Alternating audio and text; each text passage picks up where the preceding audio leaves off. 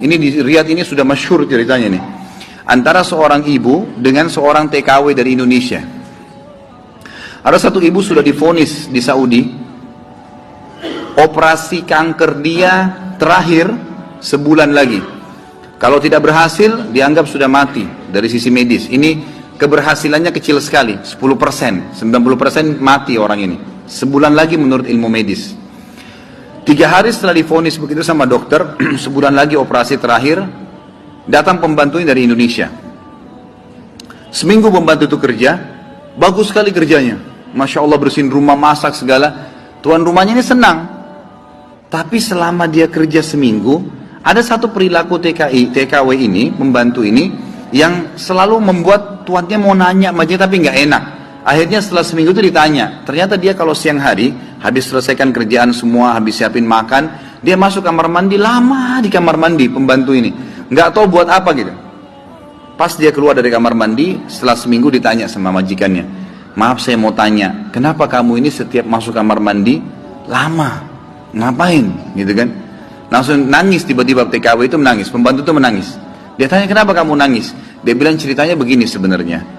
Sebelum saya berangkat ke Saudi di Riyadh ini, 12 hari, ya sebelum saya berangkat ini, 12 hari sebelumnya saya baru melahirkan. Dan saya punya bayi di Indonesia. Saya lagi susuin. Nah saya tinggalkan karena keadaan ekonomi. Terpaksa saya tinggalkan. Visa sudah keluar, saya melahirkan, saya berangkat. Nah saya masuk kamar mandi ini, saya keluarin air susu saya. Karena kalau tidak payudara saya sakit. Coba. Kalau antum dengar keluhan seperti ini dari pegawai, dari staf, dari orang, apa yang antum lakukan? Perhatikan perilakunya muslimah ini, ya. Majikannya buat apa? Ini ternyata menjadi penyebab, penyakitnya hilang. Apa yang dia buat? Dia bilang, baiklah. Sambil dia nangis, dia dengar ceritanya, dia bilang, baiklah. Dia masuk, gajinya itu 800 real per bulan. Tuannya ini, kebetulan punya duit di rumahnya, diambil dikali 24 bulan, 2 tahun. Ini kurang lebih ya, sekitar 20.000 real sekian, 50 juta rupiah. Dikasih pembantunya, ini uang kamu ambil. Besok saya belikan kamu tiket pulang ke Indonesia. Anggap kau sudah kerja 2 tahun. Pembantunya bilang, nggak apa-apa. Dia bilang, nggak apa-apa. Anak kau lebih penting daripada saya. Urus anakmu, nggak apa-apa. Terus ada pembantunya, baiklah kalau begitu terima kasih. Kata tuannya, kalau memang majikannya bilang, kalau seandainya 2 tahun kemudian habis nyusuin, kamu terfikir kembali, ini nomor HP saya, dikasih, pulanglah. Pembantu kita sudah selesai nih, TKW sudah pulang Indonesia.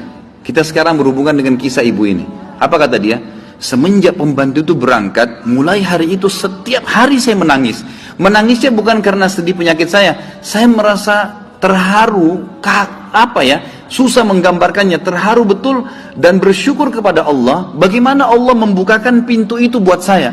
Saya selalu bersyukur terus sama Allah karena saya bisa memberikan, terfikir untuk kasih gaji 2 tahun. Mungkin kalau terjadi pada kita bilang, baiklah kamu pulang aja minimal. Pernah gak antum terfikir kasih gajinya lengkap semua? Gitu kan? Dia bilang, saya terharu kenapa saya bisa lakukan itu. Dan saya selalu bersyukur sama Allah, saya bisa lakukan sementara memang ini ada vonis mati dekat lagi secara medis gitu kan. Dia bilang, tiap hari saya menangis. Dan setiap kali saya menangis, saya merasa ada satu kepuasan dan keadaan saya lebih baik. Ringkas cerita, tiba masa operasi, ditelepon rumah sakit, disiapin semuanya alat operasi. Ini sudah jelas akan menemui ajal kalau secara medis. Tiba di rumah sakit, dicek sebelum operasi, dokternya duduk setelah cek di kursi lalu bertanya, kamu berobat kemana sebulan ini? Kata ibunya, saya nggak berobat kemana-mana. Kamu tahu nggak, kanker kamu nggak ada, sedikit pun nggak ada, akarnya nggak ada, sembuh total, nggak ada, nggak mungkin terjadi secara medis. Ibu itu tersenyum lalu mengatakan, kalau betul apa yang dokter ucapkan, itu karena sedekah saya. Diceritain sama dia ceritanya, begini. Dokternya jadi nangis, dokternya bilang apa? Subhanallah, yang telah membukakan mata hati saya, ternyata yang menyembuhkan bukan obat sama dokter. Tapi siapa? Allah subhanahu wa ta'ala. Ambil pelajaran ikhwas sekalian. Ternyata amal-amal soleh itu bisa membuat kita keluar dari masalah. Abdullah bin Umar dan Abdullah bin Abbas radhiyallahu anhum ajma'in, itu kalau beliau sedang menghadapi masalah dan tidak pecah, beliau keluar cari orang miskin dan sedekah, gitu kan? Keluar bertawassul dengan amal soleh, seperti itulah.